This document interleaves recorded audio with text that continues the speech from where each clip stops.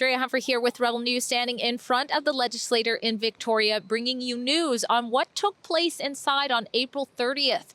A legislation like no other was proposed by the Conservative Party of British Columbia. It was called the Fairness in Women's and Girls Sports Act, to do just that, to protect female sports against male individuals who are trans-identifying themselves into competing against them and often winning first places and awards from them. There were quite a few athletes in the gallery that were, of course, female, including some teenage athletes.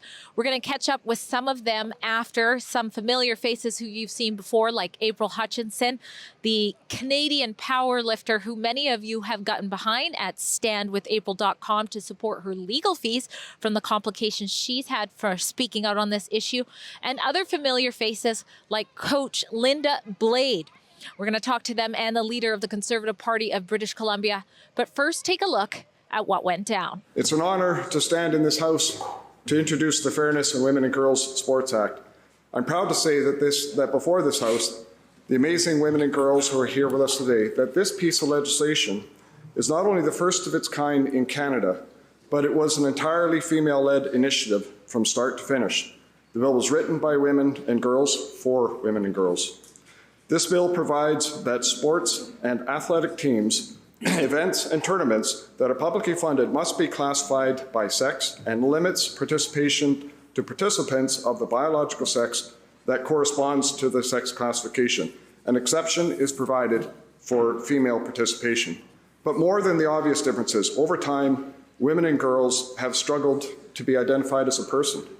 They have struggled to have the right to vote. They have struggled to be allowed to be in certain places, and they have struggled to be paid fairly.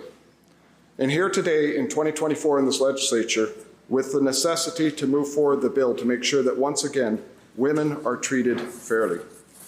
For these reasons, the Conservative Party of British Columbia finds that requiring the designation of separate sex-specific athlete teams or sports is vital in order to maintain the fairness for women and girl athletic opportunities in British Columbia.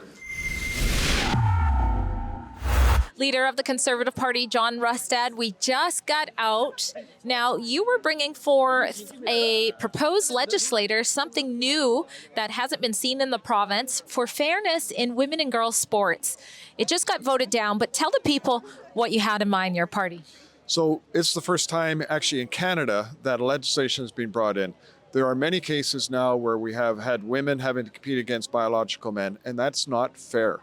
It's not right. And so the intent here, unfortunately, was to have to move forward legislation to actually say, no, women have the right to be able to be competing in sports, women and girls, in a fair environment.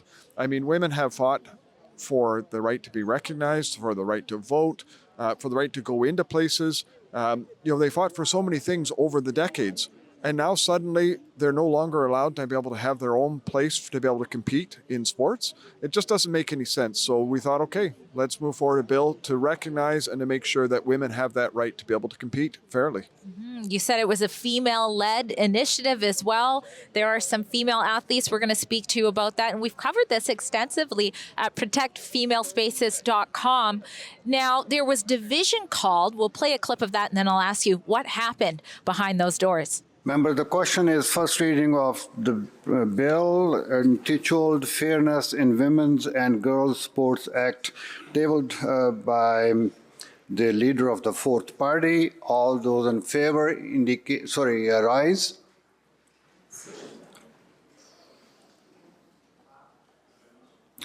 Those who oppose.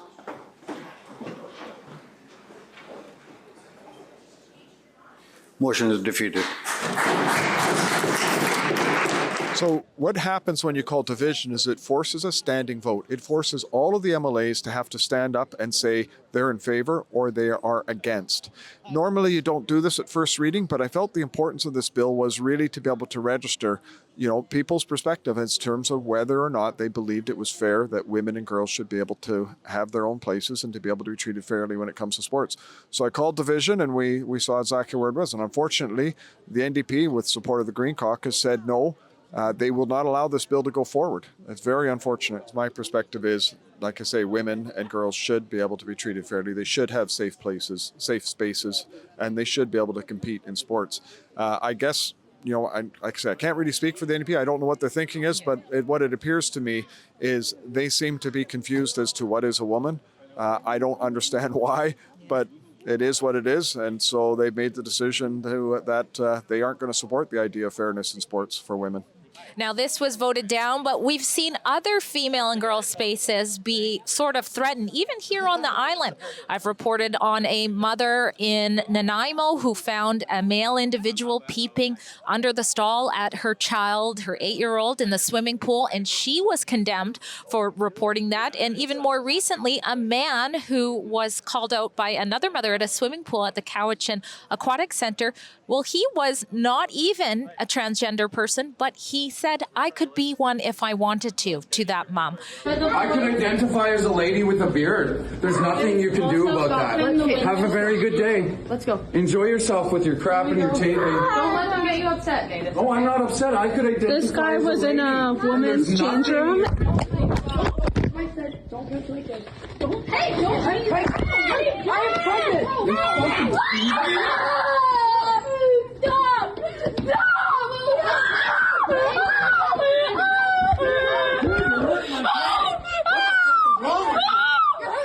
Would the Conservative Party support some sort of standards in other female spaces, such as change rooms and bathrooms? Well, I think that is a logical extension that needs to be done. And Gwen O'Mahony, our candidate in Nanaimo, Lanceville, has actually asked if she can champion that. And I said, yes, I think that is the right thing to do. It's great that it will be female-led and by somebody, who's been in this legislature before and who wants to make sure that women and girls have safe spaces. So, we're going to certainly be looking at that. We're going to be looking at supporting her and her movement to try to champion that. I think it's a good thing. So important because this is historic. It's the very first time any legislature in Canada had seen a bill tabled to protect women and girls in sport. So it's fantastic. I've been fighting for half a decade, and finally somebody's got it done in a province. Yeah, you teamed up with Barbara Kay to write a book on this issue, Unsporting. Tell us some key takeaways for people who don't really understand just how drastic of an advantage a biological male can have over women in female sports. Well, the difference is if you had a female male of the same quality ability running, let's say, a 400-meter one lap around a track, the male would beat the female by 100 meters. So he'd be at the finish line, she'd still be at the start of the end of the curve. So it's huge. The difference is huge. And then when you get into things like boxing and weightlifting and strength, it's going way up from that difference to 4 times that difference. Mm-hmm. So men are just different. It's a different design. It's not like we're worse athletes. It's just like, NASCAR and Formula One, 2 different categories of race car. We're 2 different categories of human bodies that compete, and it shouldn't cross over the categories. Now, this proposed legislation was shut down. It was proposing that there be a unisex, co-ed sort of category. Do you think that's the solution to this issue, or do you think more needs to be done? No. Co-ed category means men win every time because there's just a difference in terms of ability. Co-ed, the only way co-ed works is if you're absolutely sure that 50% are men or like a specific number are male and female, but then you have to go back to deciding what male and female is so that you have the same number of males and females on each team. So you still have to distinguish between males and females even to do a proper co-ed. But then there are times where it's just too dangerous even to have a male body on the pitch, like if it's in rugby, for example. One male body on a pitch in the female rugby increases the risk of head, neck, and back injuries by 30% for the female athletes in that game. So there are times here, there's considerations to be made based on sex, and that's all we've ever been saying. It's important to show up today because I competed against a transgender and also my daughter. I want fairness for sport for all women and the next generation. I had it for myself when I competed as a collegiate athlete, and so I want that for the future of the next group of girls that grow up. It was important for me to come today to represent women in sports and all the women who feel that they can't speak up or they're too scared to. Unfortunately, there's a lot of us out there that have been like that. I have, in my career, paved the way for women in the submarine force, and I have competed at high level in powerlifting. I competed on Team Canada at IPL Worlds, and I compete on a high level in strongman. And, you know, I from there, I see the differences in the male to female. And the reality is there should be a third category. And I think our stance today was hopeful that we would get results. Unfortunately, it didn't pass, but fight doesn't stop. Familiar face here, April Hutchinson. Now, you came all the way from Ontario to be here. Why was it so important to do so? Well, I did. I mean, as you guys know at Rebel, I've been fighting this for about over a year now, about 2 years, with Linda Blade about wanting fairness in women's girls sports. So I was grateful to be invited by John Rustad and the Conservative Party as an honorary guest. And yeah, I would travel, miles for this, right? So, I mean, it was a very, very important day. Even just on the way here on the airplane, I was sitting beside a professor from a university, Manitoba, and then someone in the military, two people that couldn't speak up, right, because of their jobs. And they said, thank you so much for using your voice. And I told them why I was here.